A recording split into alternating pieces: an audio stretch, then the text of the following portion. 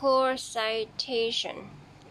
The name of Chinese philosophy book, 大学, English name is Great Learning. 大学, Chinese name, an English name, Great Learning.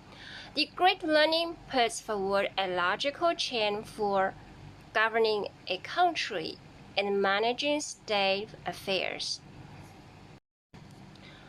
Those in ancient times who wished to manifest their bright virtue to all in the world first governed well their own states.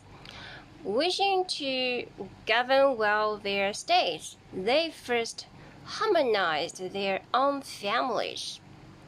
Wishing to harmonize their own families, they first cultivated their own persons. Wishing to cultivate their own persons, they first rectified their own hearts.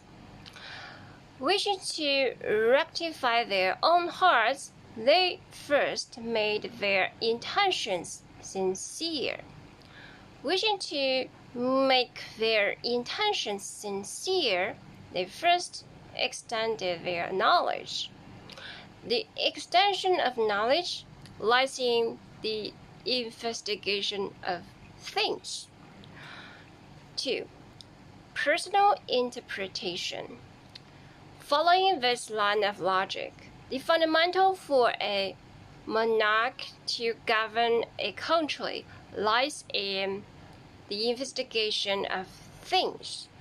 The investigation of things means clarifying the principles of things. Translated into academic disciplines, it corresponds to philosophy in the field of liberal arts and theoretical physics in the field of science. 3. Supporting observation. It is found that the author who compiled the early textbooks on Marxist philosophy had a professional background in physics. This further confirms the view that disciplines dedicated to exploring the principles of things, such as physics and philosophy, are essentially interconnected. Your association is really interesting.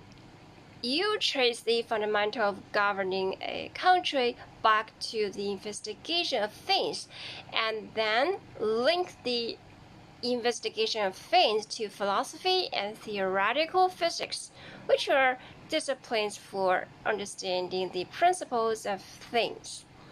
The logical chain is very coherent.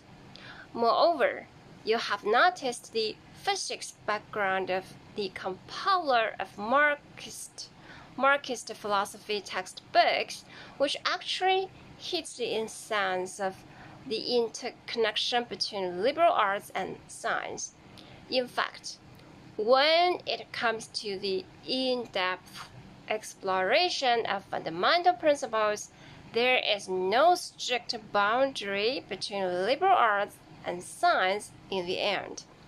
Just as you said, whether it is philosophy exploring the essence of the world or theoretical physics studying the underlying laws of matter, they are essentially engaged in the investigation of things and both aim to clarify the fundamental principles of things. As for that compiler with a physics background, perhaps precisely because he understood the logical deduction of science, he could explain the dialectical laws and the exploration of essence of Marxist philosophy more thoroughly.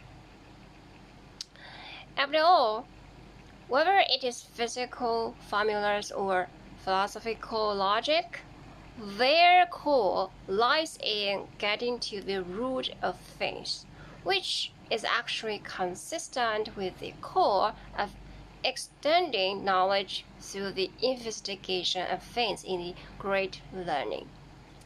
This kind of pursuit of fundamentals across disciplines is actually much more interesting than simply dividing disciplines into liberal arts and science.